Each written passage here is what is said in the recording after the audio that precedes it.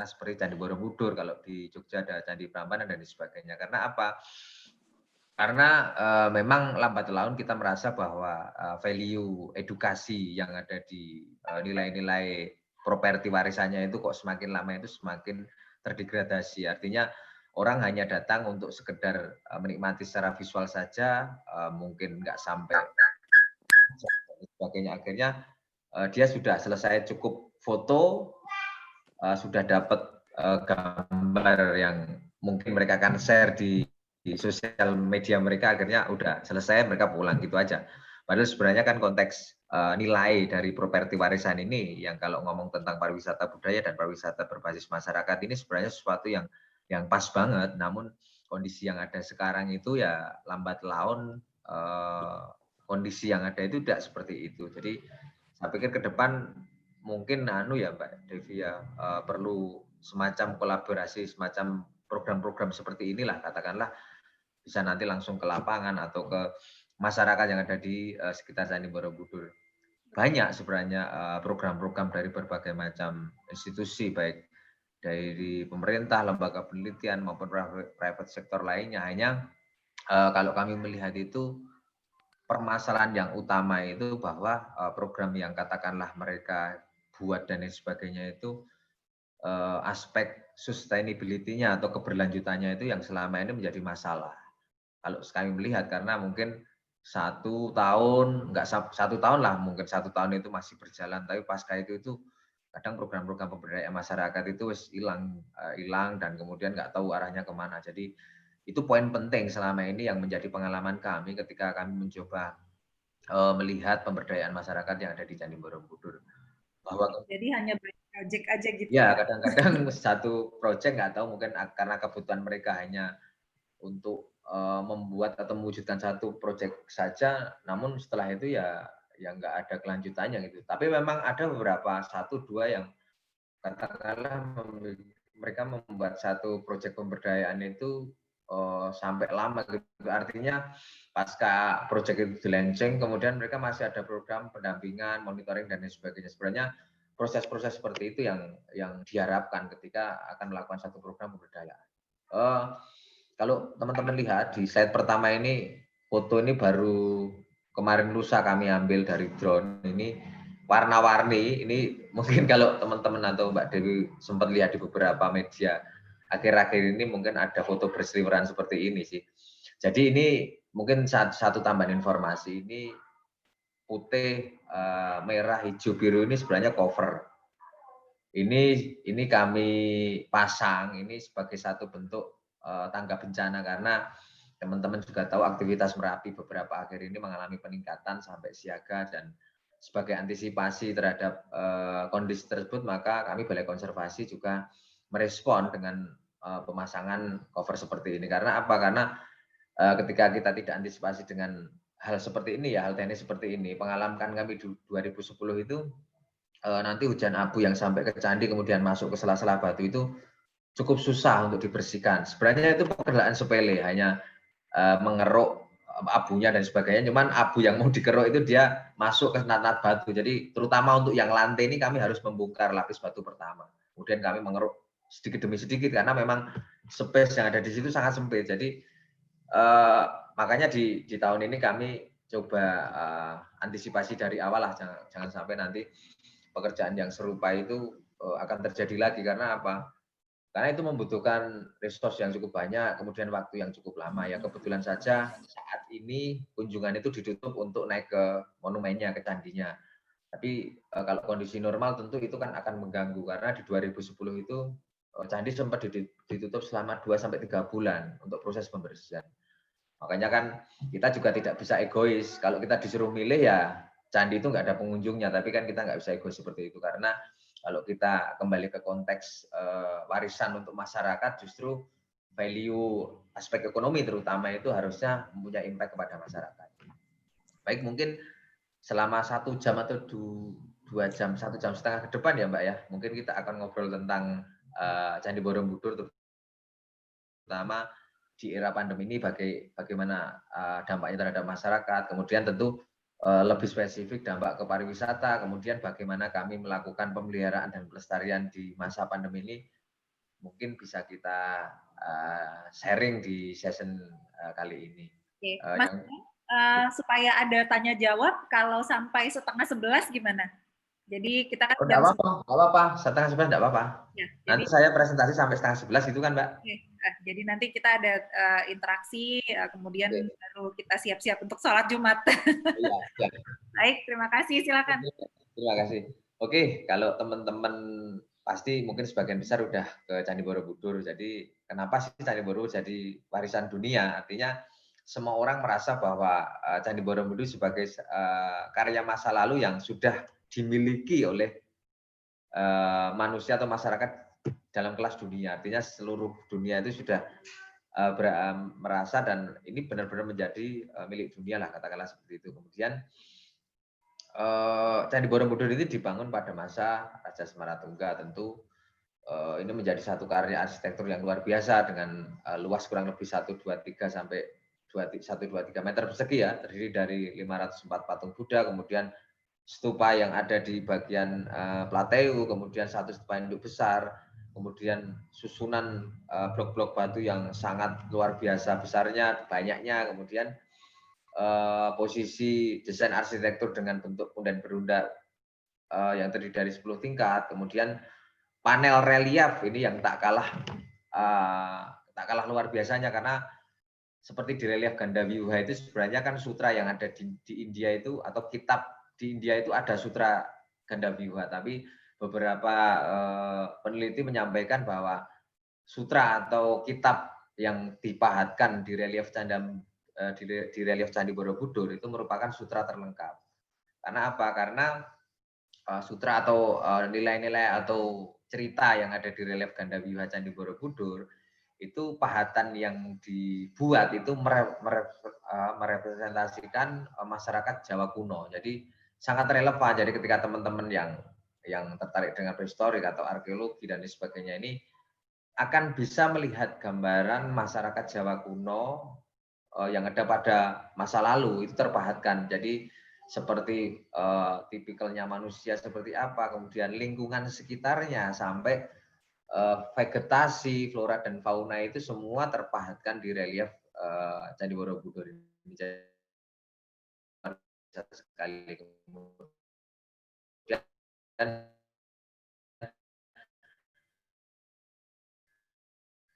ada satu Mas Bram agak putus-putus ya? luar biasa karena saat dia melihat karena halo Iya agak putus Mbak. Putus nggak? Nggak tahu nih apa saya yang nggak stabil di kampus. Teman-teman gimana, teman-teman mahasiswa bisa dengar tadi? Bisa kok Bu. Bisa dengar Bu. Bisa Bu. Jelas Bu. Oke, siap. Silakan Mas Bram. Padahal tempat saya yang di Soil Bu ini Bu. Baik Mbak Devi, kita lanjut ya teman-teman. Oke, tentu ketika satu properti itu dijadikan sebagai warisan dunia, tentu ada nilai penting yang luar biasa atau kalau dalam di UNESCO itu menyebutkan sebagai outstanding universal value atau nilai universal luar biasa. Ada 12 kriteria ketika properti itu masuk atau bisa lolos menjadi warisan dunia. Kemudian Candi Borobudur ini mempunyai 3 kriteria. Kemudian penetapannya sendiri sebagai World Heritage itu dengan penetapan daftar list nomor 592 pada tahun 91. Jadi setelah tahun 91 ini Candi Borobudur ditetapkan sebagai warisan dunia.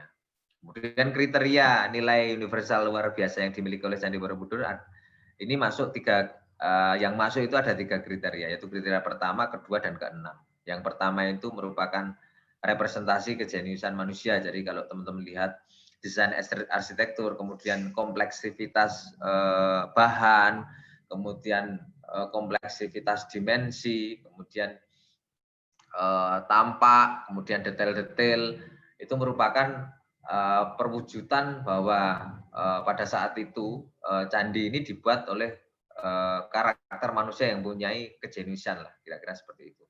Kemudian kriteria yang kedua itu merupakan kompleks Candi Borobudur adalah contoh seni arsitektur. contoh seni dan arsitektur Indonesia yang luar biasa dari abad 89 yang memberikan pengaruh besar pada kebangkitan arsitektur antara abad ke-13 dan ke-16. Jadi sebenarnya kebangkitan arsitektur yang istilahnya yang kemudian menginspirasi itu tidak hanya di Indonesia saja, namun kalau teman-teman lihat yang kayak di Angkor dan sebagainya itu secara arsitektur itu pertambatannya atau hubungannya itu masih ada.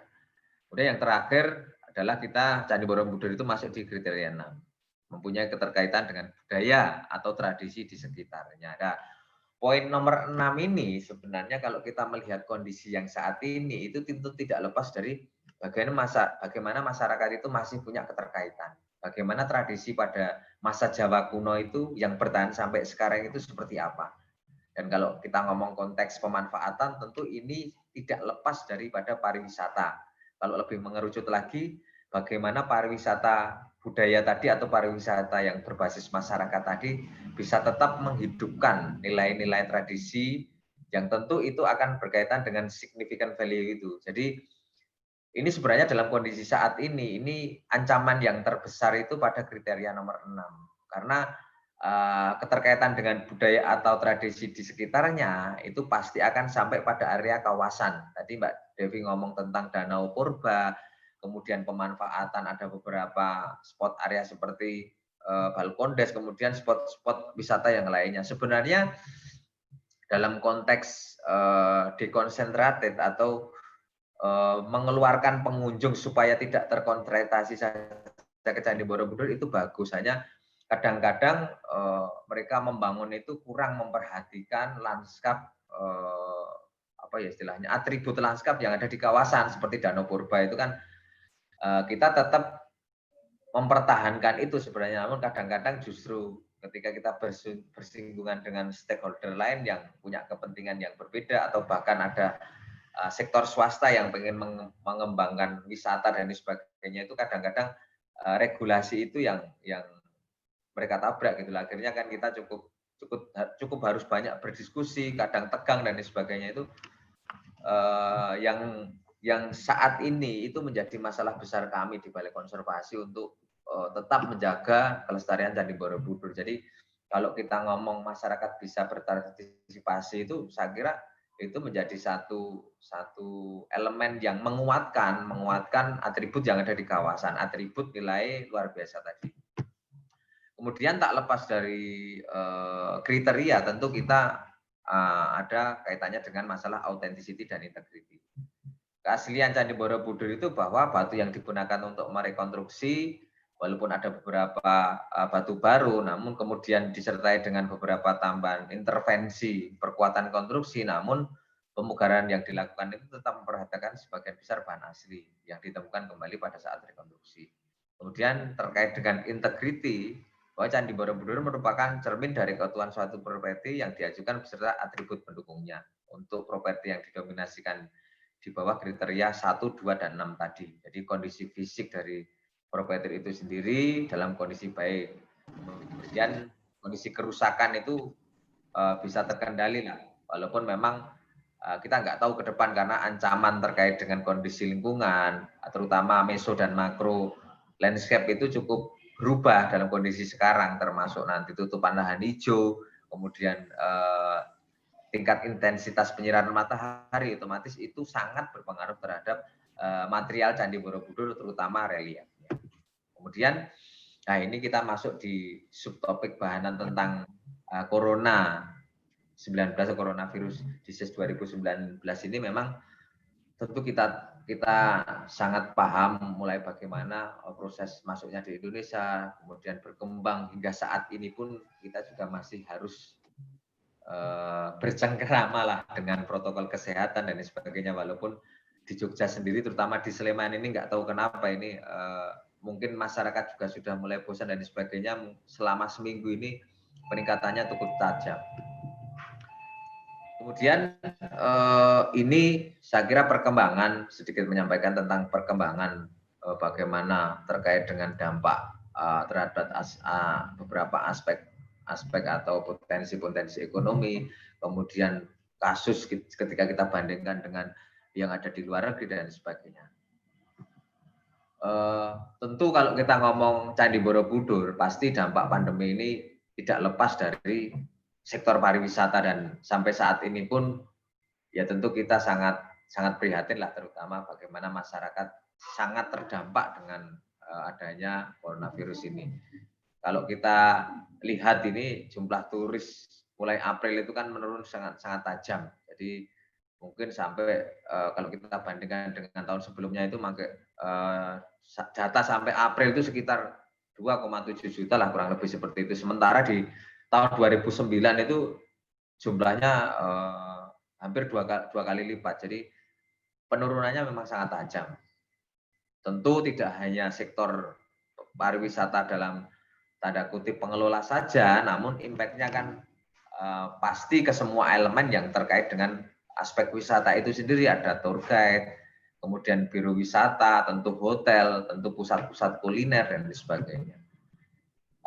Kalau yang ada di Candi Borobudur sampai kemarin kita ngobrol atau saya mencoba mencari tahu data yang ada di taman, karena pengelolaan Candi Borobudur ini sendiri ada 2 manajemen. Jadi zona 1 untuk pemeliharaan pelestarian itu yang melakukan adalah Balai Konservasi, Dirjen Kebudayaan, Kementerian Pendidikan dan Kebudayaan. Sedangkan pengelolaan untuk pemanfaatan, tiket dan lain sebagainya itu di bawah PT TWC BPRB, BC Taman Wisata Candi Borobudur, Prambanan dan Ratu Boko di bawah Kementerian BUMN.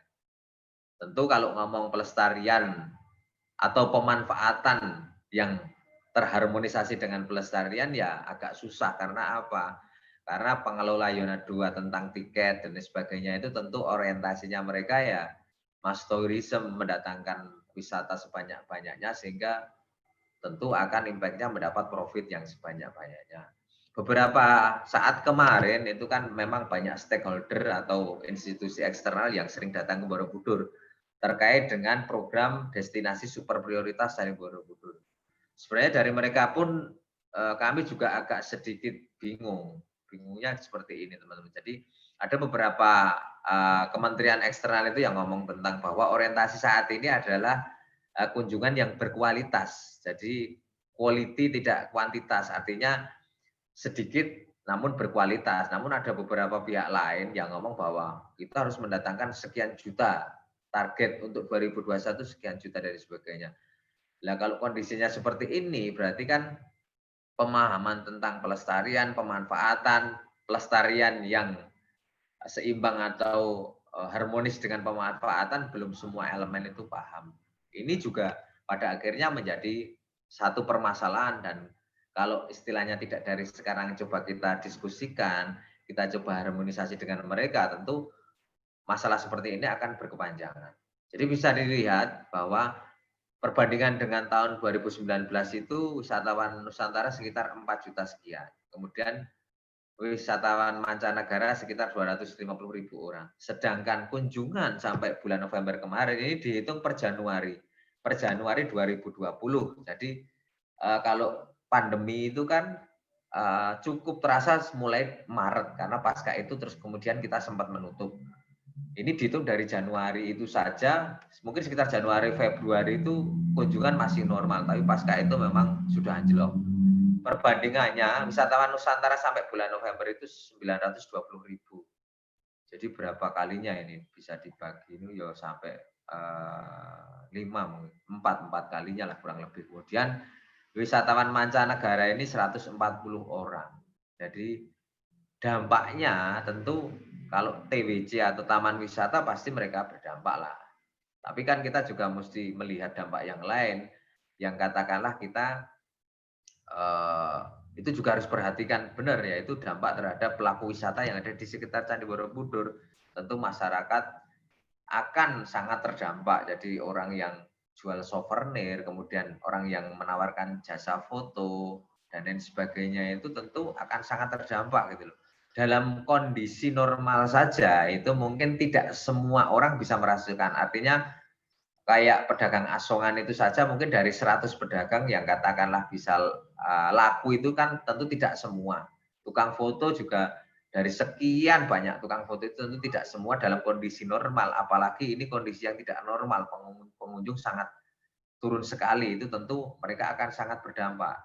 Banyak pelaku-pelaku wisata yang seperti pada awalnya itu jualan asong, kemudian dia banting setir ke pekerjaan lain.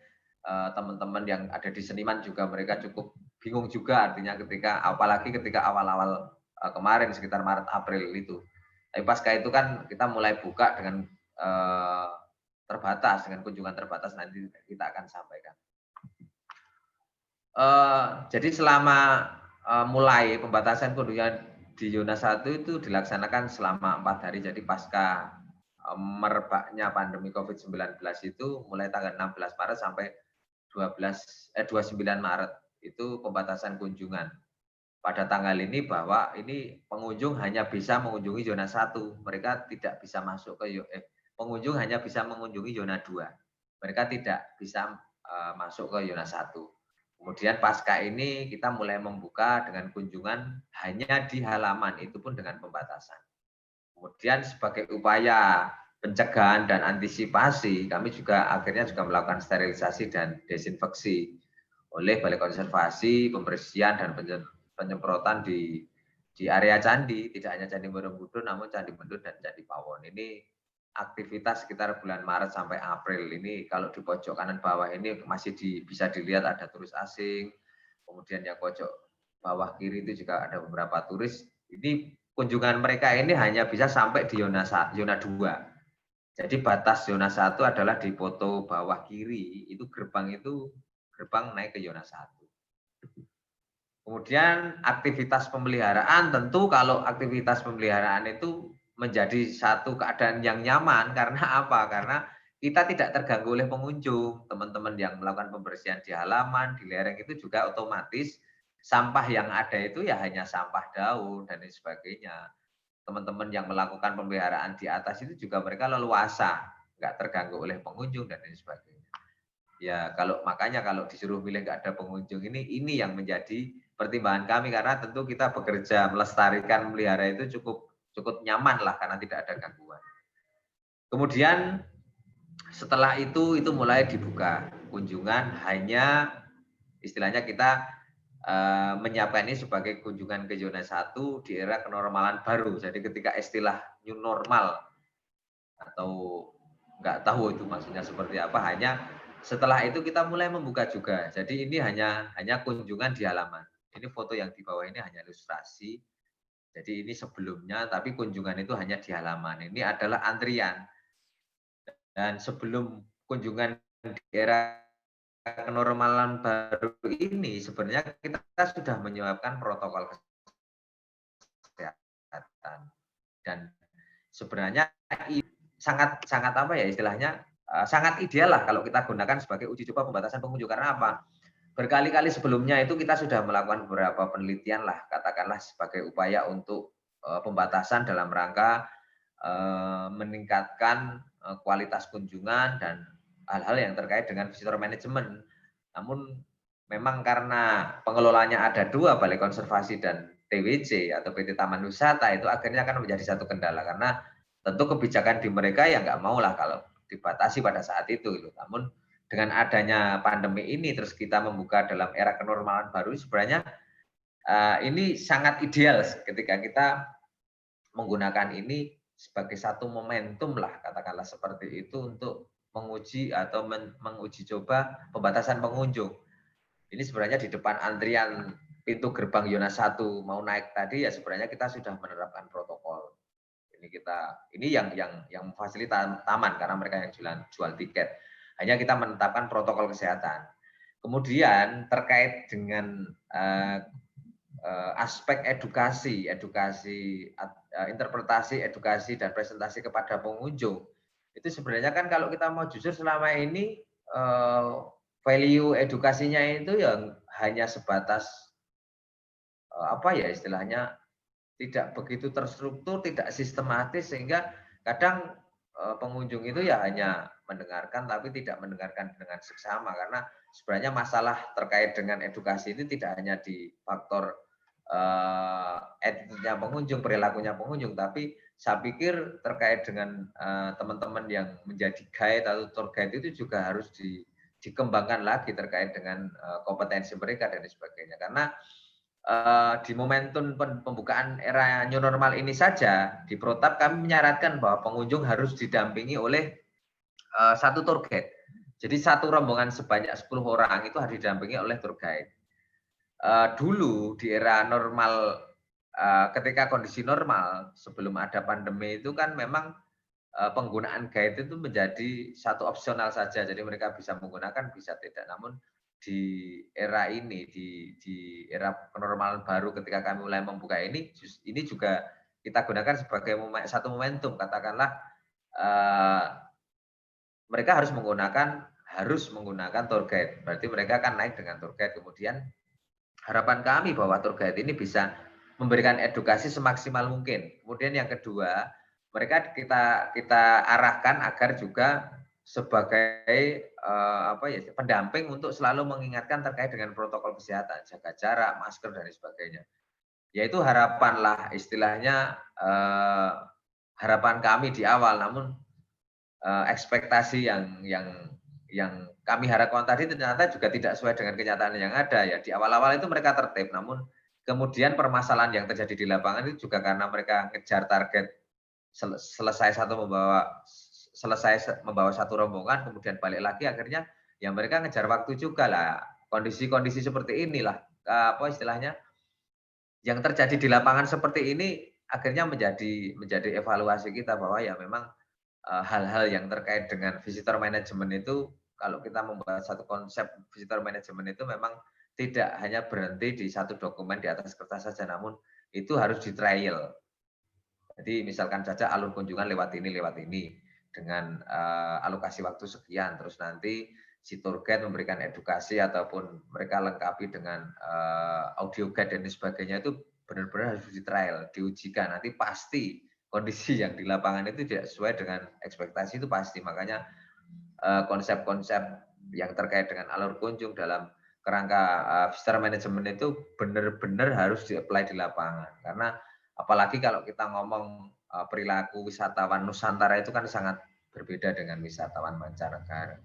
Satu hal yang cukup menarik sebenarnya, di dekat Candi Borobudur itu ada namanya Bukit Daki. Sekarang sudah dikembangkan oleh TWC untuk paket-paket wisata yang eksklusif lah, katakanlah seperti itu. Karena kalau paket yoga itu kalau nggak salah satu paket itu sekitar 300-350. Kemarin ada diskusi di forum itu, saya sampaikan ke mereka hanya semacam masukan sambil bercanda saja. Nyambuk sekarang tiket taman itu dibuat tiket terusan long day lah, katakanlah 2-3 hari 450.000. Nanti naik candi terus kemudian disebarkan ke titik spot yang ada di masyarakat. Nah ini kan sebenarnya kalau bagi pelaku wisata, katakanlah seperti TWC, Taman Wisata ini memang satu kerja berat. Karena mereka awalnya pasti akan susah mendesain ini benar-benar bisa mendatangkan wisatawan yang tertarik dengan kos yang tidak murah. Pasti kan itu cukup susah. Kemudian yang kedua itu pasti mereka juga tidak mau,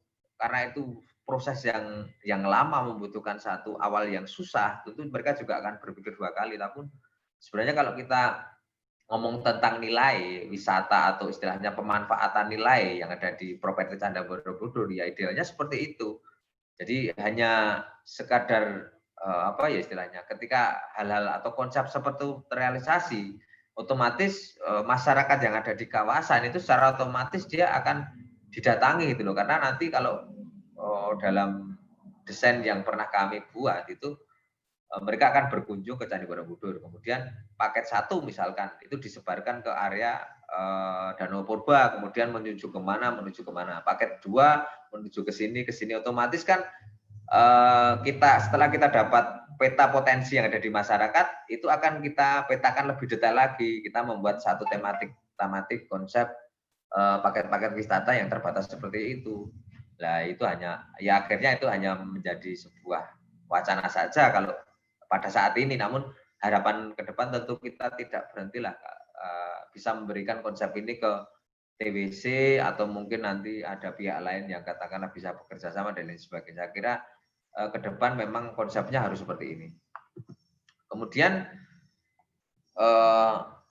tentu ketika kita membuka di era kenormalan baru itu pasti kita harus membuat protap lah, semacam prosedur tetap, bagaimana kita memberikan aturan kepada pengunjung dan lain sebagainya. Bahkan ketika kita mulai membuka di era kenormalan baru ini pun kita juga koordinasi dengan gugus COVID kabupaten, karena mau tidak mau Candi Borobudur itu di wilayah mereka. Kalau nanti ada klaster baru dari Candi Borobudur lah, katakanlah seperti itu, tentu efeknya akan lebih besar lagi, bahkan mungkin bisa ditutup, benar-benar full tutup untuk sekian waktu. Itu tentu hal-hal seperti itu kita tidak ingin hal-hal seperti itu terjadi. Kemudian terkait dengan physical carrying capacity atau PCC, daya dukung fisik ini, sebenarnya kita sudah pernah menghitung kondisi yang ada di Candi Borobudur sebenarnya idealnya berapa.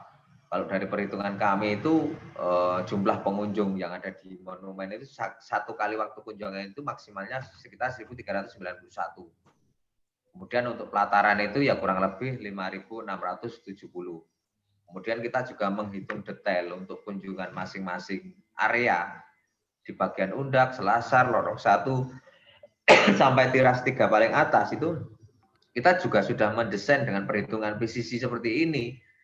Jadi sampai nanti ada kemarin kami diskusi koordinasi dengan taman. Jadi tentu penutupan ini kan tidak akan selamanya seperti ini. Karena apa? Karena masyarakat juga pasti akan mempertanyakan, karena mereka lambat laun juga Candi Borobudur nggak dibuka, bagaimana dengan perekonomian kami, bagaimana kami harus menjual souvenir yang kami buat dan lain sebagainya. Maka dari itu ya kami sudah menyiapkan perhitungan-perhitungan pembatasan, ini pun kami koordinasikan dengan taman. Hanya sampai detik ini memang belum klop terkait dengan jumlah orang yang maksimal. Bisa naik. Nanti kalau kemarin ada wacana ketika dia naik di Selasar itu dengan harga sekian, lorong 1 lebih mahal sampai paling atas lebih mahal seperti itu. Sebenarnya kalau ini bisa diterapkan tentu ini akan menjadi sesuatu yang bagus. Karena apa? Karena dampak dari kunjungan yang tidak terbatas itu tidak hanya tingkat kenyamanan saja, namun bagi properti, bagi materialnya, bagi batunya itu sendiri itu mempunyai efek yang cukup besar. Kemudian vandalisme dan lain sebagainya, itu banyak sekali permen-permen karet itu yang dimasukkan ke lubang candi, ke sela-sela nat. Terus kemudian kita pernah melakukan perhitungan terkait dengan keausan batu. Itu perhitungan secara saintifik teknis itu satu kali orang naik, satu kali gesekan itu mengakibatkan tingkat keausan kurang lebih sebesar 1,89 kali 10 pangkat -7. Itu memang sangat kecil, namun sebenarnya kalau prediksi keausan jangka panjang itu sebenarnya kan bisa diprediksi, satu orang sekian, berarti kalau sekian ribu orang itu akan sekian dan sebagainya. Terkait dengan hal-hal tersebut, makanya sebenarnya pembatasan itu tidak hanya aspek kenyamanan saja, namun bagi materialnya sendiri itu tentu akan sebagai satu upaya agar tidak kondisi keausan yang terjadi itu tidak semakin parah. Kemudian ini beberapa protokol atau protap bagaimana pengunjung itu mengunjungi Candi Borobudur. Jadi mulai dari zona 2 mereka harus seperti apa, kemudian terkait dengan jarak, kemudian satu rombongan berapa orang, terus harus didampingi orang dan didampingi oleh satu guide, kemudian satu waktu siklus kunjungan itu berapa menit, itu sudah kita sampaikan dan kita koordinasikan dengan taman. Kemudian di era pandemi ini juga menjadi satu apa ya istilahnya momentum yang cukup bagus lah, karena kalau dulu di era normal itu benar-benar kunjungan itu begitu dari dibuka sampai ditutup tidak ada berhentinya. Kemudian selama 1 minggu penuh itu kita tidak ada satu hari pun untuk katakanlah sebagai satu waktu untuk maintenance, untuk pemeliharaan, untuk istilahnya menata kembali beberapa sarana prasarana yang ada di zona 1 gitu loh.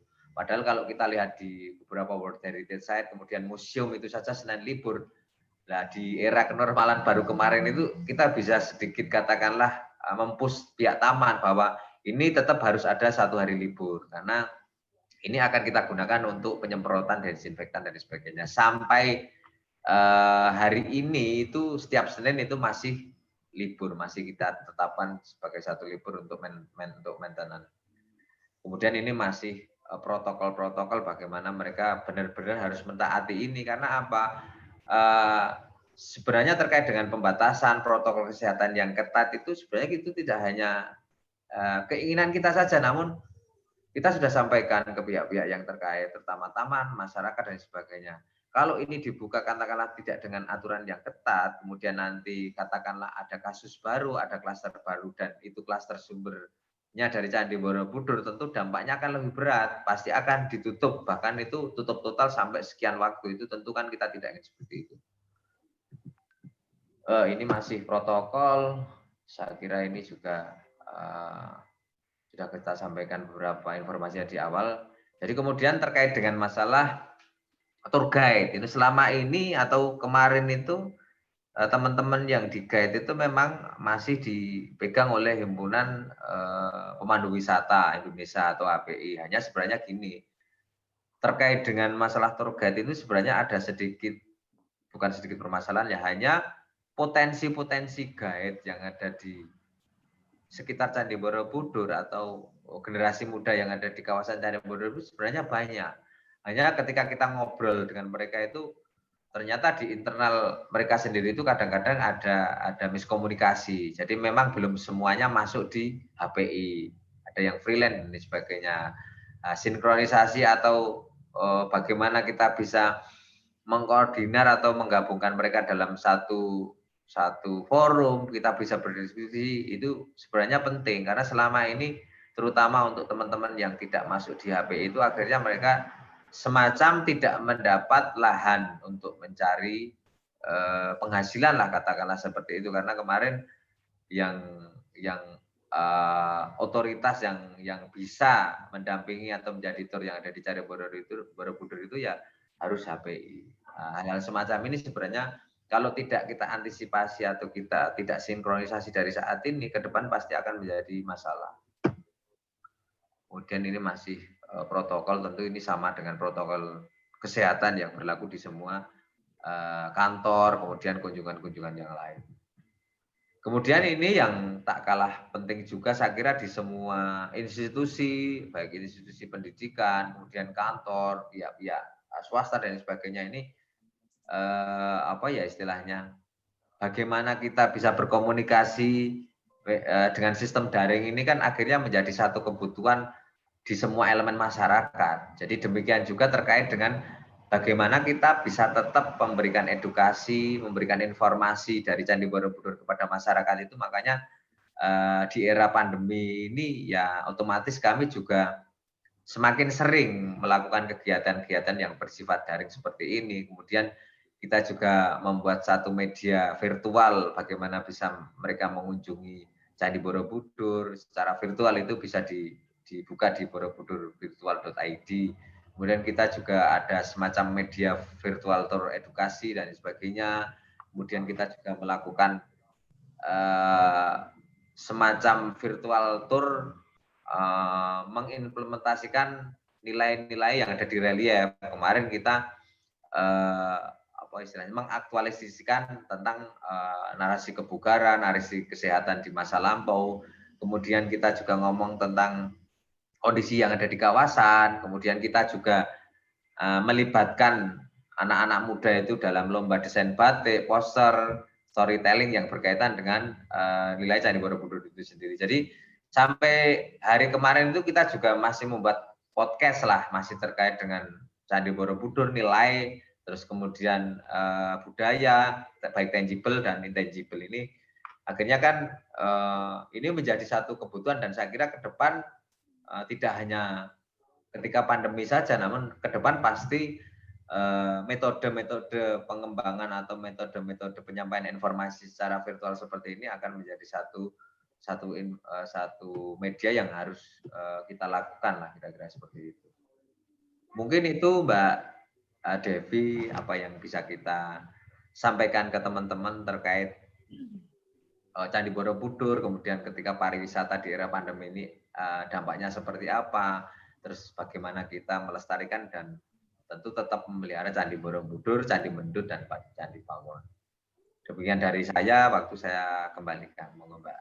Baik, terima kasih Mas Bram untuk presentasinya yang sangat menarik ya. Kalau saya langsung banyak pertanyaan nih, tapi mungkin pertama kita perkenalkan dulu nih, ada Ibu Sarojini Imran. Pak Abram sudah hadir di sini. Selamat pagi, Bu. Dosen dari pariwisata berbasis masyarakat, dan kita punya tamu juga, ini ada Mbak Titin Fatimah yang sudah ini yang punya Borobudur ini, Mbak. Oh, enggak deng itu. Maaf Mbak Devi, ini saya telat tadi ada kegiatan dulu, jadi nggak apa-apa. Terima kasih banyak Mbak Titin. Nah, teman-teman mahasiswa, ini Bu Dr. Titin Fatimah dari Prodi Arsitektur ya, Mbak Titin ya? Ya, betul. Dari Universitas Tarumanegara yang asli memang dari kampungnya nih di Borobudur. Jadi akan sangat menarik sekali nih kalau ada insights mungkin dari Mbak Titin nanti. Oke, jadi Mas Bram, terima kasih untuk sharingnya, sangat menarik ya. Jadi kelihatannya pandemi ini di satu sisi kalau dari pariwisata kurang menguntungkan untuk Borobudur, tapi di sisi lain juga blessing in disguise ya. Jadi suatu berkah gitu, karena perawatan Borobudur justru bisa lebih intensif dilakukan gitu untuk pemeliharaan, konservasi dan lain sebagainya. Dan tadi ternyata cukup drastis ya, jadi dari 4 juta biasanya pengunjung turun ke 940 ribuan untuk wisatawan Nusantara ya. Dan untuk mancanegara dari 249 ribu turun ke 140 orang saja ya, Mas Bram ya. Mungkin juga itu orang yang dari Indonesia ya, jangan-jangan ya. Misalnya bule tinggal di sini gitu ya. Ya, bisa itu. Ya, bisa juga. Terus visitor management, walaupun sudah diatur sedemikian rupa sampai ada pedomannya sebenarnya ya Mas Bram. Iya, ada. Tapi ternyata di dalam pelaksanaannya ternyata banyak faktor manusia juga yang mempengaruhi ya. Jadi faktor manusia ya yang secara ya naluriah lah mungkin ya di masa sulit seperti ini ingin memanfaatkan waktu seefisien mungkin, sehingga mungkin pengalamannya wisatawannya nih malah jadi terpinggirkan gitu ya. Nah, menarik juga ternyata banyak kreativitas baru ya Mas Bram ya, yang tidak pernah terpikirkan sebelumnya. Oke, kita buka dulu tanya jawab. Kalau ada yang mau bertanya. Sistem tanya jawabnya gimana Bu Devi?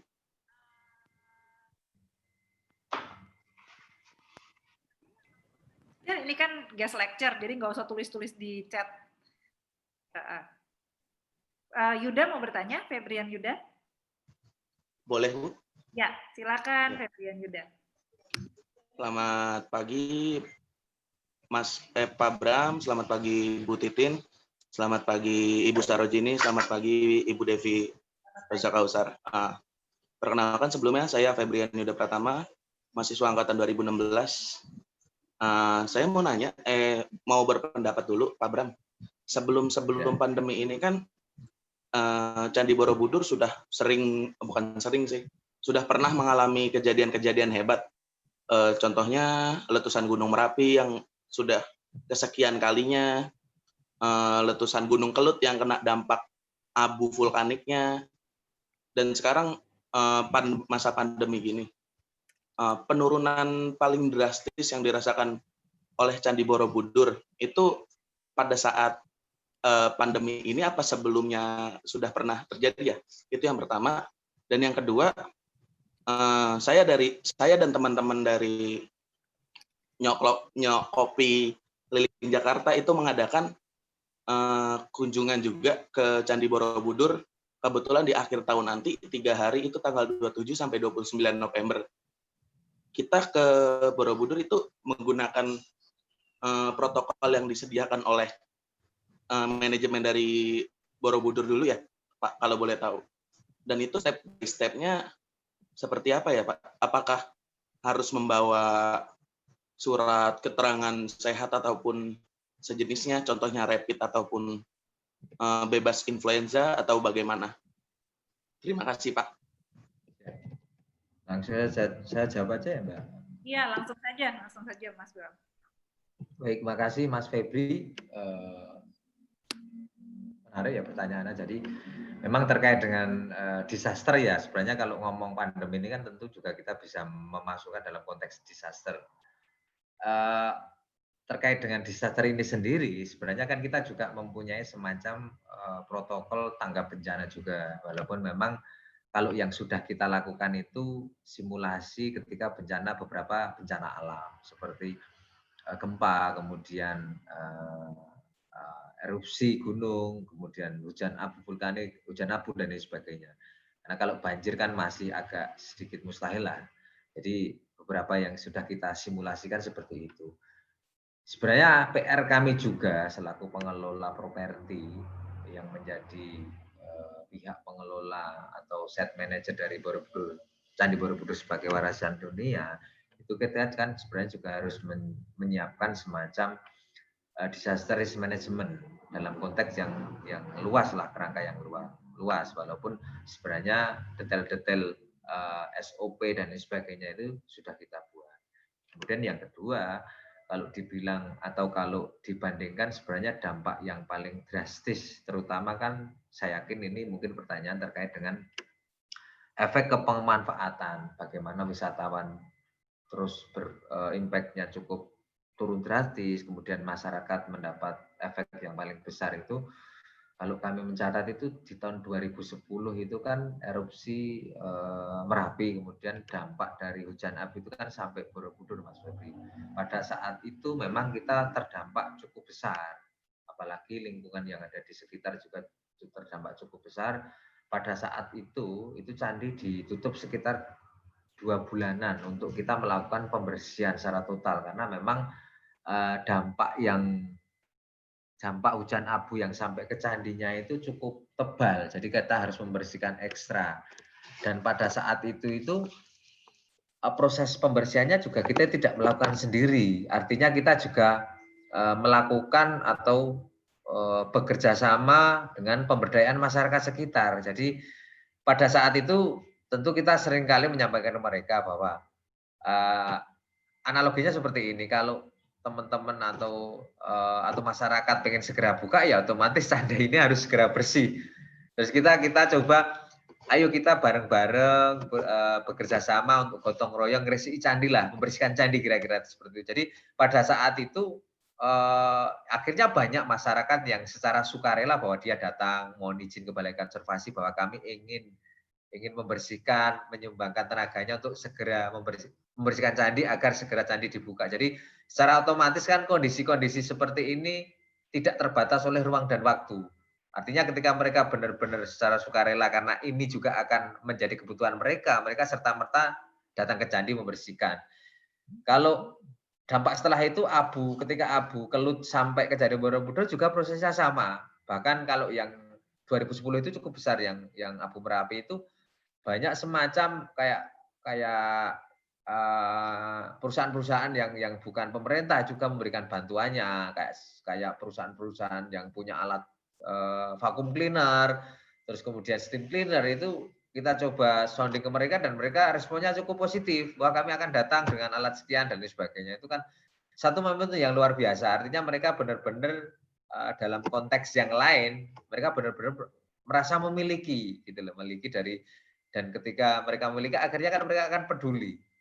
Dan kalau kita ngomong tentang satu momentum blessing in disguise seperti yang disampaikan Mbak Devi tadi, yaitu akhirnya mereka merasa bahwa candi itu ternyata kalau tidak segera dibuka ini akan berdampak kepada ekonomi saya. Akhirnya mereka serta-merta. Kalau kondisi sekarang ini, Mas, ketika pandemi ini kan cukup banyak perbedaannya. Mereka juga mau apa, karena ya katakanlah ini pandemi virus yang tidak terlihat dan tidak bisa serta-merta dibersihkan gitu loh. Sehingga kami merasa bahwa dampak paling besar itu ya sekarang ini, Mas, ketika pandemi COVID-19 ini terjadi akhirnya, dan kita sampai sekarang pun kan belum tahu apakah ini berakhir di Desember ini kemudian kita bisa benar-benar normal, yang normal senormalnya normal di tahun 2021, atau mungkin nanti hanya sampai katakanlah, atau bukan hanya ya, tapi tahun depan masih seperti ini dan sebagainya. Ini kan sangat tidak bisa diprediksi. Tapi kalau bencana-bencana yang secara fisik itu langsung berdampak ke candi itu sangat bisa diprediksi dan sangat bisa dipercepat lah, katakanlah seperti itu. Katakanlah kalau abu itu prediksinya 2 bulan. Tapi kalau semua masyarakat pengen segera buka, ayo kita bareng-bareng, itu kan bisa kita percepat 1 bulan. Artinya skenario-skenario seperti itu bisa diperhitungkan semua. Namun ketika masuk ke pandemi COVID ini sangat unpredictable sekali. Jadi ya selama ini kita hanya bisa tetap taat terhadap protokol kesehatan. Kalau kita menutup terus juga itu akan berdampak, akhirnya dalam tanda kutip ya kita tetap membuka dengan keterbatasan, dengan tetap memberlakukan protokol kesehatan itu secara ketat. Bahkan kami sampaikan kemarin, terakhir kita juga ada satu protap update lagi, karena taman juga mereka juga tidak serta-merta hanya menerima kuota yang sekian, akhirnya mereka juga mengajukan ke gugus COVID kabupaten untuk menambah kuota. Kemudian mereka juga konsultasi ke kita, terus kita melakukan hitungan ulang. Akhirnya kan dari protap pertama kita evaluasi permasalahan seperti ini. Pendamping itu kurang maksimal dalam terutama mengingatkan terkait protokol kesehatan. Akhirnya mereka juga akan mengevaluasi dan memperbaiki kesalahan-kesalahan yang terjadi di protap pertama. Artinya kan kita ya tidak bisa hanya serta-merta pasrah menutup ataupun hanya sekian, itu hanya tidak bisa seperti itu. Tapi terutama kalau itu tadi yang sampaikan di awal, bahwa ketika nanti masyarakat benar-benar ada pada titik bahwa kebutuhan mereka yang mereka penuhi atau mereka dapatkan dari Candi Borobudur itu benar-benar sudah tidak ada, mereka pasti akan menanyakan, loh kapan ini Borobudur akan dibuka? Artinya secara jelas bahwa dampak dari COVID-19 ini yang paling besar lah, kira-kira seperti itu. Kemudian untuk rencana kunjungan, Mas, kalau selama ini ya, kalau surat kayaknya nggak ada, Mas. Tapi yang jelas kan nanti terkait dengan pemeriksaan suhu, lah protokol-protokol yang biasa diberlakukan di semua kantor lah, atau di semua destinasi wisata, itu pasti diberlakukan. Kemudian sebenarnya kalau katakanlah pengen menghindari kerumunan ketika beli tiket, itu kan mereka juga, taman juga menyediakan tiket secara online. Jadi saya kira mungkin itu antisipasi dari Mas Febri sendiri dan teman-teman lah, katakanlah ketika nanti mau berkunjung ke Candi Borobudur. Karena apa?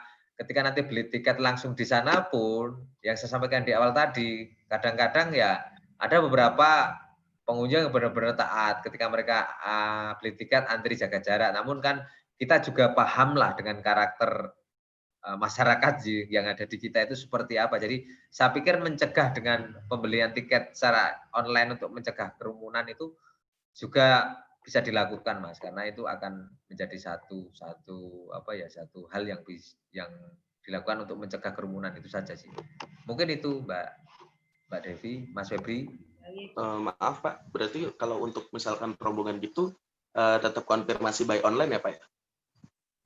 Kalau online itu beli tiketnya saja, Mas. Jadi nggak usah konfirmasi. Jadi pilihan beli tiket itu bisa online atau bisa beli di sana. Tapi kalau beli di sana kan otomatis nanti banyak kerumunan. Karena rombongannya Mas Febri sama rombongan lain yang mau beli tiket di sana gitu loh. Jadi kan kalau sudah beli tiket itu kita nggak harus tiket online, kita kan nggak harus ngantri beli tiket secara luring di onsite gitu. Nanti tinggal langsung masuk gitu aja. Iya. Wah, bagus juga ya. Jadinya tadinya nggak ada online, sekarang ada online ya. Febri. Jadi online aja dulu ya, beli tiketnya. Iya, bener tuh. Kalau kita belanja di supermarket aja ya, kayaknya orang tuh seneng banget ngantrinya deket-deket gitu ya. Kayak takut nggak dilayanin gitu. Padahal semua pasti dapat gilirannya. Kadang-kadang suka lupa. Ada pertanyaan lagi mungkin dari yang lain? Tadi saya Bu. Oke, baik. Silakan Stella. Ya. Yang saya tahu, yang saya baca itu Borobudur masuk dalam 10 destinasi prioritas yang ditetapkan oleh kementerian. Lalu sekarang kan lagi ramai di Pulau Komodo yang Save Komodo gara-gara proyek yang dilakukan pemerintah. Apa langkah konkret yang dilakukan pihak Borobudur untuk mencegah kerusakan yang mungkin akan terjadi itu. Sekian, terima kasih. Baik, makasih. Baik, terima kasih Mbak. Langsung saya jawab ya Mbak Devi? Ya, langsung silakan Mas Bram. Oke, makasih. Makasih Mbak Devi. Ini pertanyaannya ini update banget ini Mbak Devi. Mbak Stella ini update banget, benar-benar update ini. Ini update banget. Jadi gini, memang benar sekali Candi Borobudur itu ditetapkan sebagai salah satu destinasi super prioritas, dan ini selama beberapa pekan inilah, mungkin sekitar 3 bulan ini itu menjadi kerja keras kami. Ini kami sedang bengkerengan, apa ya bengkerengan itu bahasa Indonesianya ya. Sedang sering melakukan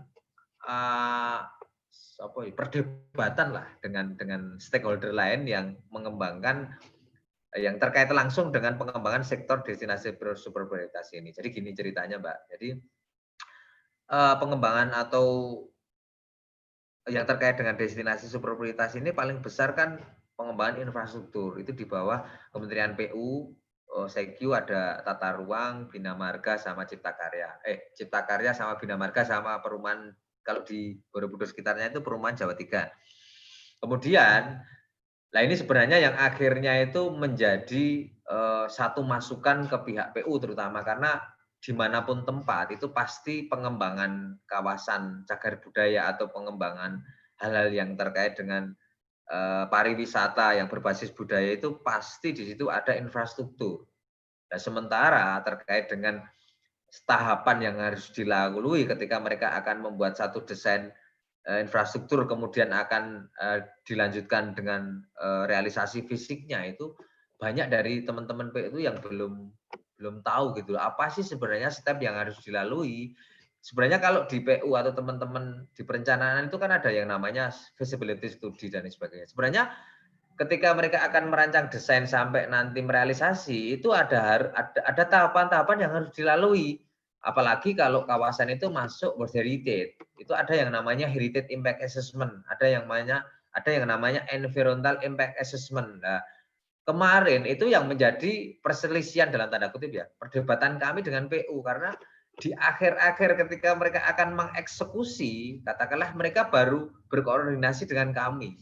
Walaupun memang kami UPT eselon 3 yang ada di daerah, artinya pemegang kewenangan terkait dengan kebijakan ada di Dirjenbud Kementerian Pendidikan dan Kebudayaan, tapi regulasi tentang itu sudah ada di UNESCO bahwa segala hal atau pengembangan terutama wisata yang terkait dengan terutama kawasan sebuah properti warisan budaya dunia itu harus dilalui dengan Heritage Impact Assessment dan Environmental Impact Assessment.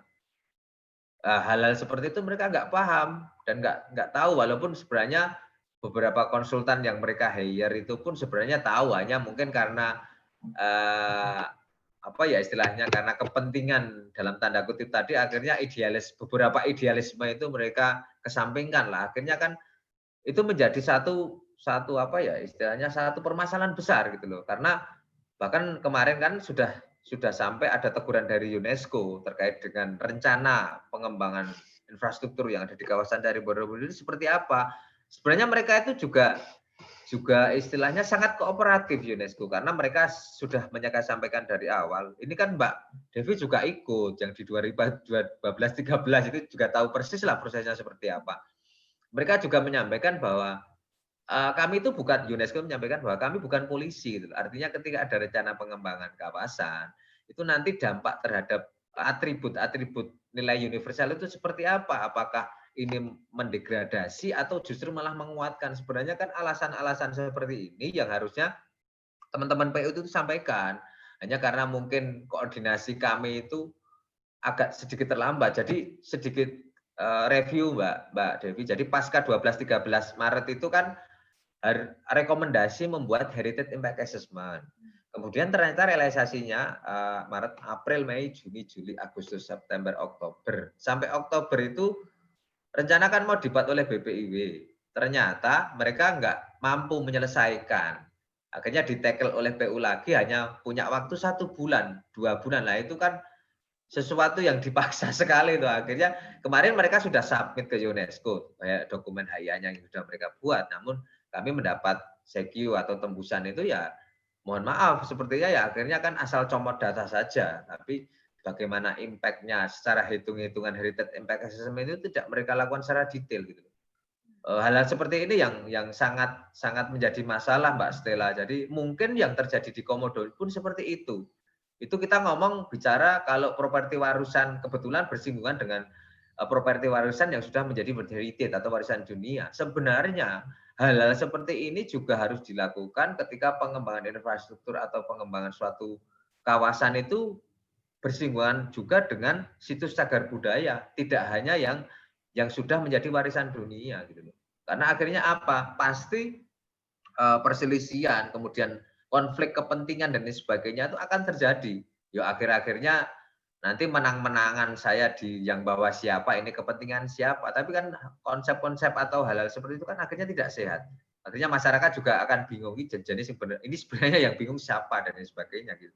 Ini yang benar siapa, terus kami mesti gimana gitu. Karena ujung-ujungnya kalau proses-proses dari awal maupun istilahnya diskusi-diskusi itu dilakukan dengan tidak harmonis, pasti juga nanti masyarakat yang akan kena imbas juga. Jadi yang namanya cultural resource management atau manajemen sumber daya budaya itu kadang ya kita hanya menjadi pihak yang minoritas, karena kok dari dulu itu pihak yang istilahnya punya kebijakan paling tinggi, dia menjadi bagian superstruktur itu kadang-kadang dan sebagian besar itu kebijakannya pasti akan bersinggungan dengan kebijakan pelestarian. Mungkin itu Mbak Stella yang bisa saya sampaikan. Gitu ya. Stella gimana? Ya maksudnya. Menjawab pertanyaannya? Yes. Terus pihak sangat menjawab, tapi mau tanya lagi, lalu di mana pihak Menteri Pariwisata atau yang mensarankan untuk membuat 10 destinasi prioritas ini jika mereka tidak mendengar keluh kesah yang ada di lapangan gitu? Sampai pihak aktivis lingkungan untuk bersuara. Itu mereka di mana? Ya, baik gini Mbak. Jadi sebenarnya kalau ngomong kondisi yang ideal itu kan ada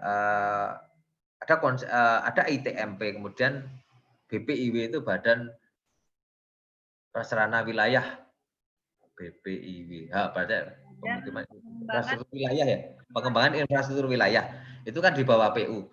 Sebenarnya konsep yang dibuat di ITMP pun sebenarnya kan harusnya sinkron lah, katakanlah membuat konsep rancangan dengan konsep rencana fisiknya itu kan mestinya sinkron Mbak Stella. Hanya kondisi yang terjadi itu mereka di internal mereka sendiri antara konsep dengan dokumen desainnya sendiri itu nggak sinkron. Akhirnya kan itu menjadi masalah. Itu yang pertama. Kemudian yang kedua, kebetulan kalau di Borobudur itu istilahnya di bawah, artinya Candi Borobudur itu sudah menjadi warisan dunia. Di situ ada UNESCO. Nanti kalau ada hal pelanggaran dan sebagainya kan katakanlah mereka bisa nyemprit lah, bisa memberikan peringatan lewat beberapa surat teguran dan lain sebagainya. Artinya ya kita katakanlah dalam beberapa kali diskusi dengan pihak PU, jadi bukan pariwisata ya, karena nanti mungkin pariwisata akan masuk ketika semua infrastruktur ini selesai jadi, mereka akan masuk. Walaupun masuknya konsepnya nggak ngerti. Asal jadi, nanti masyarakat terlibat 1 tahun tok, lebar itu terbengkelai sudah nggak ngerti. Karena yang terjadi biasanya seperti itu.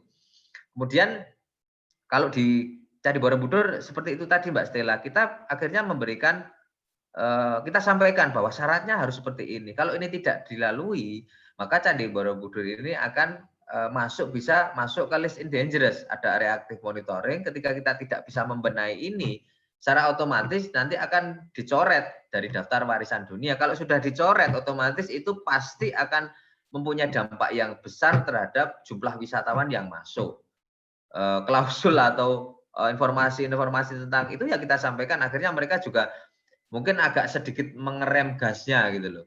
Dan diskusi terakhir kemarin kan akhirnya mereka juga membuat HIA dan sudah disubmit ke UNESCO, dan sekarang kita tinggal nunggu bagaimana proses evaluasi dari HIA yang mereka sampaikan.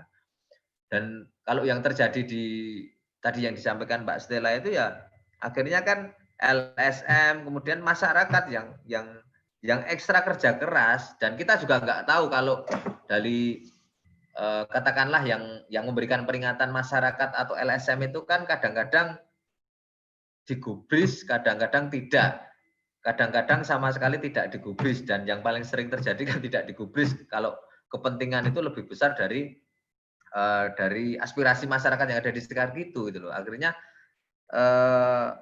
ya ke depan tetap apa ya istilahnya kondisi, karena apa, masing-masing stakeholder masing-masing kementerian itu karena orientasinya sudah berbeda-beda. Hanya menjadi satu kunci penting juga bahwa terkait dengan sebenarnya mereka harus melakukan apa dulu sebelum membuat rancangan desain. Mereka harus melengkapi apa dulu sebelum mereka merealisasikan fisiknya, itu juga menjadi satu yang penting untuk bisa kita sampaikan ke pihak-pihak atau kementerian lain atau stakeholder lain. Itu mungkin Mbak Stella. Oke, baik Mas Bram, terima kasih banyak untuk jawabannya yang sangat komprehensif ya, dan Stella, terima kasih untuk pertanyaannya yang sangat kritis. Mungkin sekedar ini supaya jelas mengenai beberapa singkatan yang tadi sempat disampaikan oleh Pak Bram, dan juga kronologi ya, mungkin teman-teman supaya bisa lebih mengikuti apa sih sebetulnya yang sedang terjadi gitu. Jadi ITMP yang disebutkan oleh Pak Bram tadi adalah Integrated Tourism Master Plan. Ya, jadi di antara 10 destinasi prioritas, ada 3 yang dibuat ITMP-nya, yaitu Borobudur, kemudian Danau Toba, dan satu lagi adalah Mandalika. Ya. Nah, ITMP ini ada di bawah Kementerian PUPR. Gitu. Jadi kenapa bukan pariwisata? Gitu, karena terkait dengan infrastruktur. Nah, di ITMP Borobudur, kebetulan saya tanggal 12-13 Maret yang lalu, hanya 2 hari sebelum istilahnya lockdown-nya Indonesia gitu ya, saya diminta untuk datang ke Jogja dan mereview dokumen ITMP Borobudur ini sebagai tim dari UNESCO, sebagai heritage expert ya, amin, insya Allah benar-benar heritage expert. Nah, dan kemudian memang ada beberapa permasalahan teman-teman mahasiswa di ITMP ini. Jadi misalnya karena infrastruktur ya, maka yang terlibat adalah arsitek, sipil. Sebetulnya tujuannya adalah membuat Borobudur menjadi semakin tertata dan semakin menarik sebetulnya untuk wisatawan gitu, karena dia masuk ke dalam 10 destinasi prioritas. Tapi seperti tadi Stella tanyakan mengenai Komodo, mengenai Borobudur, ketika kita bicara konservasi dan pariwisata itu memang tidak selalu bisa klop ya. Nah, di dalam kasus Borobudur ini menjadi lebih kompleks, tapi harus dihadapi sehari-hari oleh Pak Bram dan teman-teman dari Balai Konservasi, karena Balai Konservasi itu mengelola pelestariannya Borobudur. Sedangkan tiketing dan manajemen pengunjung yang ada di keseluruhan taman, itu penjualannya, manajemennya dilakukan oleh PT Taman Wisata Candi Borobudur, Prambanan, dan Ratu Boko. Jadi ada 2 organisasi yang terlibat di sini gitu. Nah, jadi punya kepentingan yang juga mungkin tidak sama. Yang PT Taman ini fokusnya adalah pariwisata ya. Ini anak-anak pariwisata nih Pak Bram. Jadi artinya dari mata kuliah ini kita berharap mereka bisa menjadi orang-orang yang bijak gitu di kemudian hari ya, ketika harus mengelola misalnya pulang ke daerahnya masing-masing, mengelola cagar budaya itu bisa lebih bijak. Nah, kemudian dari UNESCO sendiri itu mensyaratkan kalau ada pembangunan yang masif, maka harus dilakukan yang namanya Heritage Impact Assessment. Jadi itu ada pertanyaan-pertanyaannya, ada list kenapa harus dilakukan apa, nanti bikin jaring laba-laba dan lain sebagainya ya. Kita belum memasukkan sebetulnya ke dalam mata kuliah ini. Nah, itu seperti itu. Jadi Heritage Impact Assessment harusnya melibatkan orang-orang yang heritage expert, bukan semata-mata sebagai pembangunnya atau developer. Nah, contohnya misalnya pada ITMP itu ada pembuatan concourse di dekat Borobudur. Jadi semacam kayak apa ya, saya ngomongnya kayak pelataran gitu ya, yang bisa menampung orang banyak untuk naik ke atas. Nah, itu kan justru bertolak belakang nih kalau kita lihat tadi physical carrying capacity yang disampaikan oleh Pak Bram tadi, bahwa sebetulnya dalam satu waktu aja harusnya hanya ada 1.259 orang ya Pak Bram ya di atas candi gitu ya. Nah, kalau di terasnya mungkin bisa lebih banyak nih di lapangan yang di luarnya. Kemudian ada juga rencana untuk membuat gerbang-gerbang yang cantik. Orang Indonesia kan suka selfie ya, suka di depan tulisan-tulisan, gerbang. Nah, ini juga nggak salah sebetulnya. Tapi dari kacamata arkeologi, para arkeolog juga mengingatkan gitu, jangan sampai nanti di tahun 2040 masyarakat mengira gerbang yang dibuat di Palbapang misalnya yang ada gambar-gambar semacam kayak Borobudur tapi bukan, itu disangkanya nanti benda arkeologi juga gitu. Jadi ada jangan menghindari kerancuan-kerancuan yang bisa terjadi di kemudian hari ketika sudah anak cucu kita yang mengelola atau menikmati si Borobudur ini. Nah itulah, jadi hal-hal itu perlu dipertimbangkan gitu. Jadi seperti itu ya. Jadi antara menyeimbangkan antara mau orang datang sama harus konservasi itu harus ya harus banyak diskusi dan koordinasi gitu ya Pak Bram ya. Iya. Mungkin kalau untuk pertanyaan tidak ada lagi di sini, Pak Bram nanti boleh di-share PPT-nya ya ke kami ya, untuk sangat menarik sekali tadi rumus untuk physical carrying capacity juga sudah kami pernah sampaikan di mata kuliah manajemen atraksi pariwisata. Dari Bu Pertanyaan dulu sebenarnya. Silakan Bu Jini, dari Bu Jini nih sekarang. Monggo. Ya Pak Bram, terima kasih. Terima kasih Pak Bram atas hadirannya untuk perkuliahan umum ini. Saya sebenarnya karena background-nya juga di arsitektur dan di antropologi, tentu ingin bertanya juga nih ke Pak Bram ya.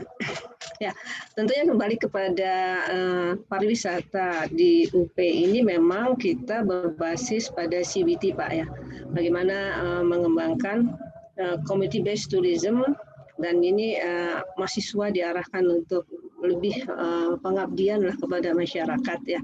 Nah, kita bicara tentang heritage yang tadi banyak persoalan-persoalan yang dihadapi dari berbagai kepentingan, baik itu heritage, World Heritage ya, yang tentu punya aturan sendiri, walaupun dari konservasi dari pihak Pak Bram ataupun dari pihak PT Taman Borobudur yang bekerja dalam mengelola di sini ya. Di situ pasti ada satu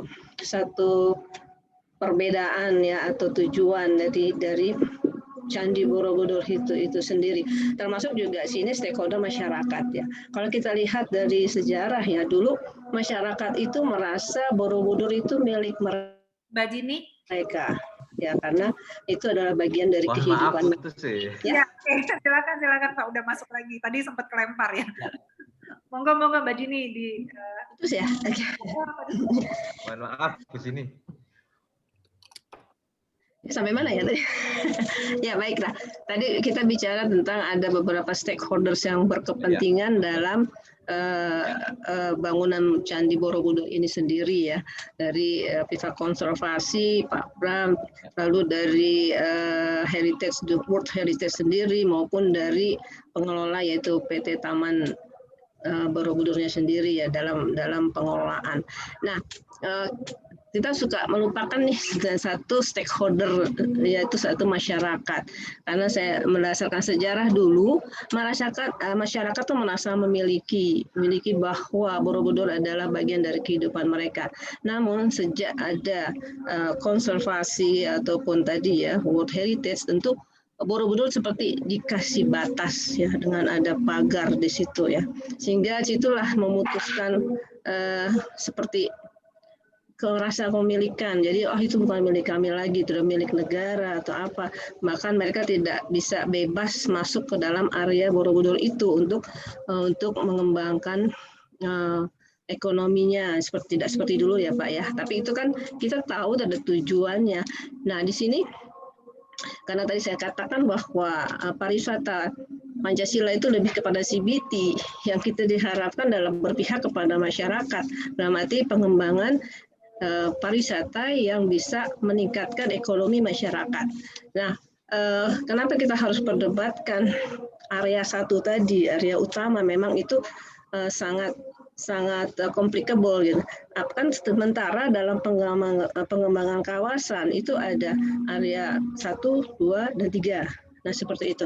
Tadi kita kembali kepada perencanaan kawasan ya, tata ruang.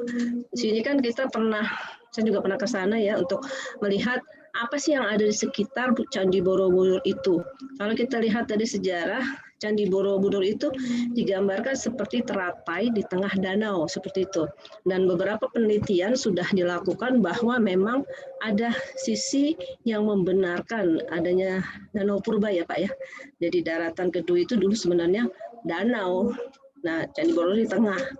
Nah, kalau kita lihat kawasan sekitar Candi Borobudur ini merupakan potensi untuk dikembangkan bagi masyarakat dalam menghidupkan pariwisata sekitar. Dalam itu bahwa Candi Borobudur tidak menjadi titik utama untuk berwisata sekitar Borobudur, walaupun tanpa mengurangi ya nilai sakral dari Borobudur sendiri, tapi bisa mengalihkan wisatawan tuh untuk lebih melebar gitu kawasan wisatanya untuk yang tadi ya di daratan kedua atau untuk Danau Purba itu bisa ada pengembangan gitu ya dengan infrastruktur maupun dari pihak Pemda sendiri gitu.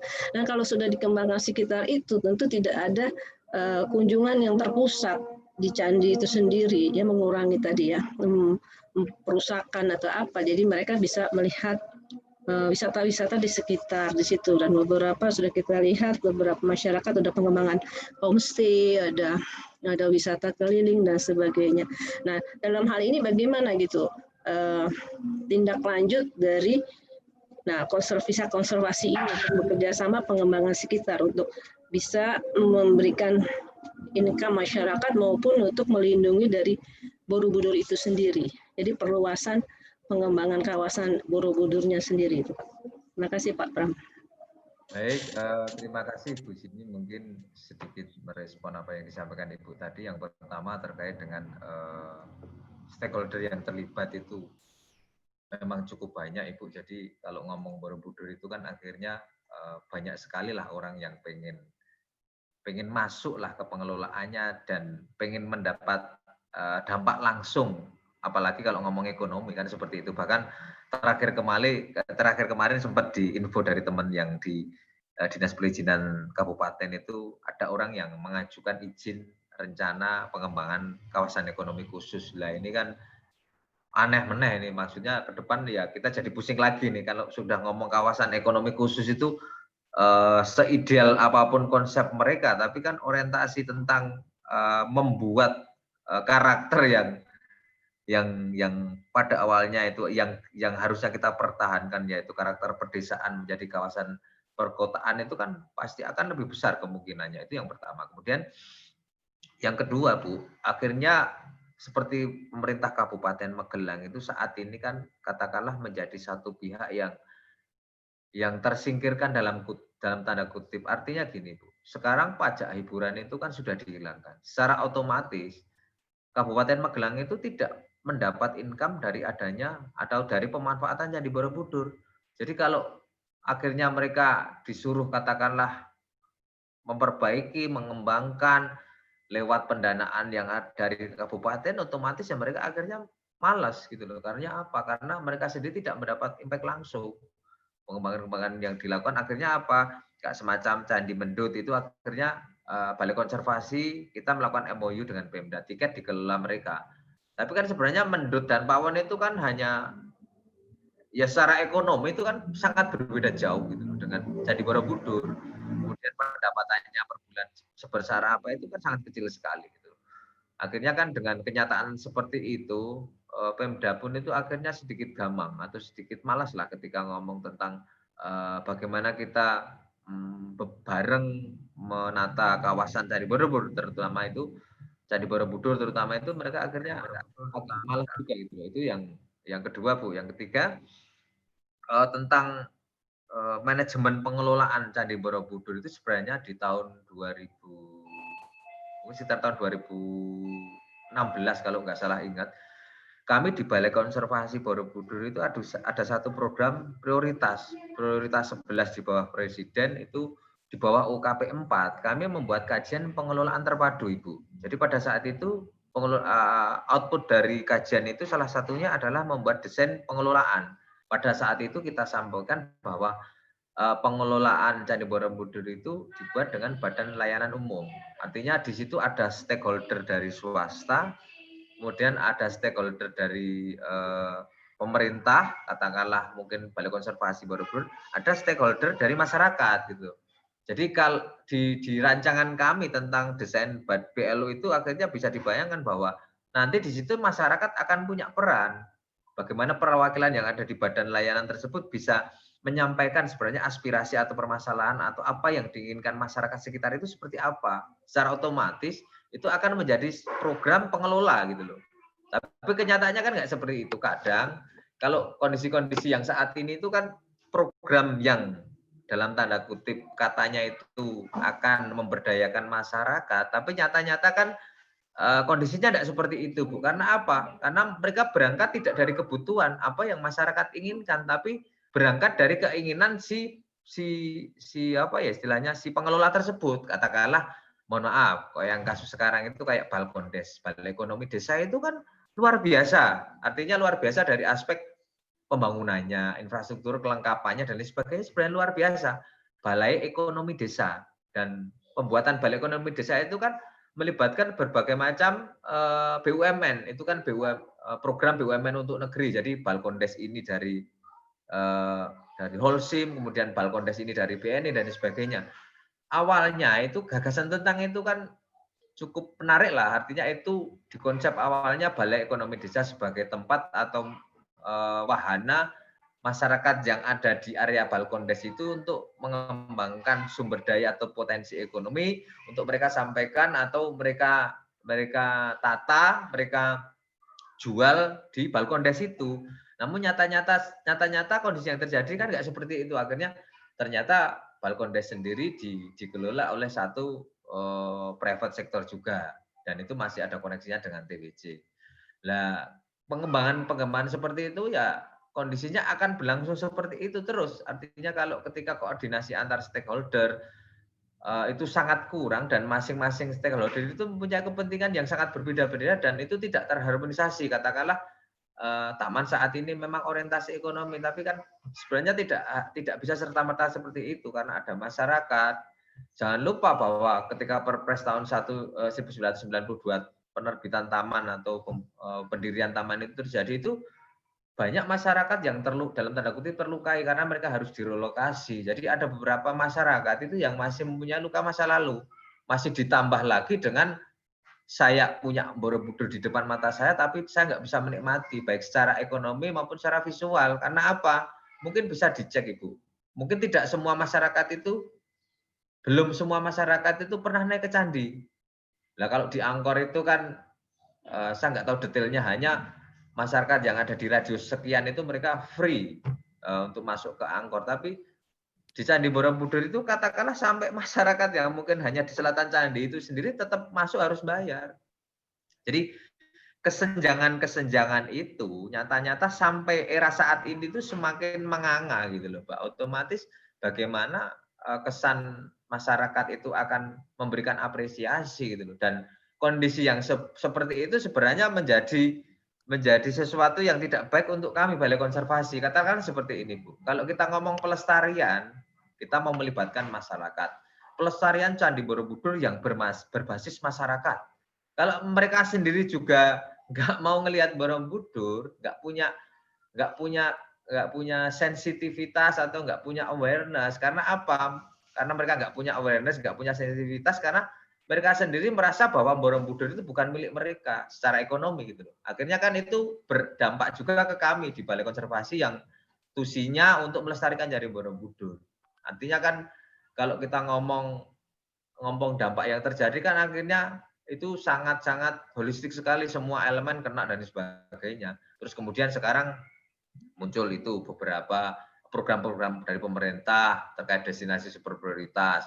Kemudian muncul lagi isu baru tentang kawasan ekonomi khusus. Kemudian nanti institusi yang lain itu ada badan otorita Borobudur juga Bu yang berkantor di Purworejo. Itu nggak tahu itu kok macam-macam lah seperti itu akhirnya kan BOB, mencampur. Balai Badan Otorita Borobudur. Iya, itu ada Badan Otorita Borobudur juga Ibu Jini. Jadi itu masuk juga ke area bahkan katanya area kerjanya sampai Joglo Semara. Ini kan ya artinya seperti ini. Kalau ngomong semua itu pasti bahasanya ini untuk kepentingan masyarakat. Ini nanti berbasis masyarakat. Tapi kalau kami melihat itu hanya semacam apa ya istilahnya bagaimana mereka melakukan negosiasi awal.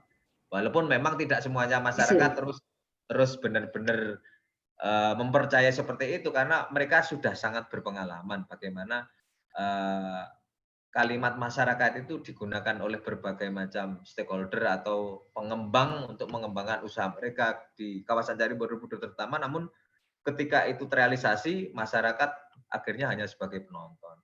Itu sih Bu, kira-kira Bu, kondisi yang terjadi saat ini. Baik.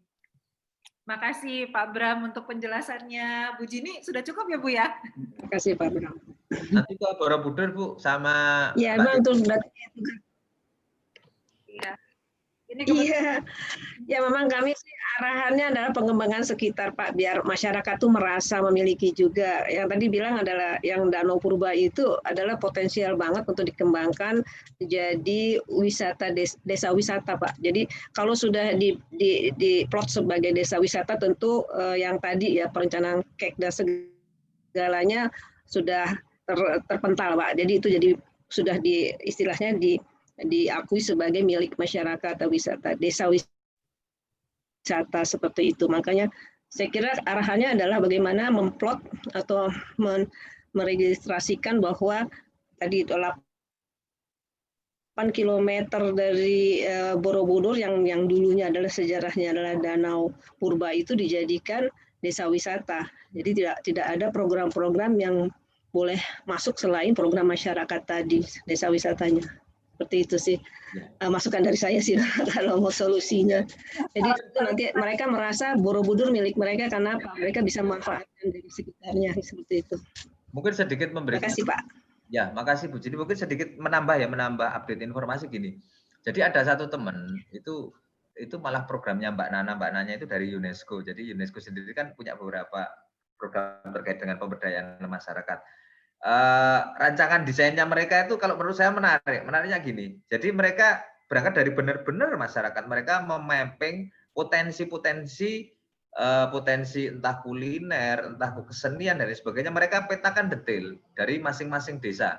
Jadi dalam tanda kutip ruang lingkup kajian mereka tuh benar-benar sudah katakanlah mereka ngomong bahwa kita nggak usah ngomong Borobudur saja lah, kita menggali potensi kita terus kita ekspos secara mandiri lah, katakanlah seperti itu, karena mereka berpikir bahwa ini benar-benar Borobudur itu nggak bisa dijagakan dalam tanda kutip, nggak bisa diharapkan lah dalam tanda kutip seperti itu Bu. Jadi program mereka itu cukup menarik karena menurut saya, karena mereka memapping itu tahun ini kayaknya kalau nggak salah 9 atau 10 desa mereka mapping potensinya, terus nanti perlahan mereka akan juga masuk ke marketingnya seperti apa dan sebagainya. Jadi benar-benar proses itu benar-benar mandiri. Jadi mereka hanya mendampingi dari masyarakat itu sendiri, nanti berproses dengan masyarakat juga, nanti keberhasilannya juga akan ditentukan oleh masyarakat sendiri.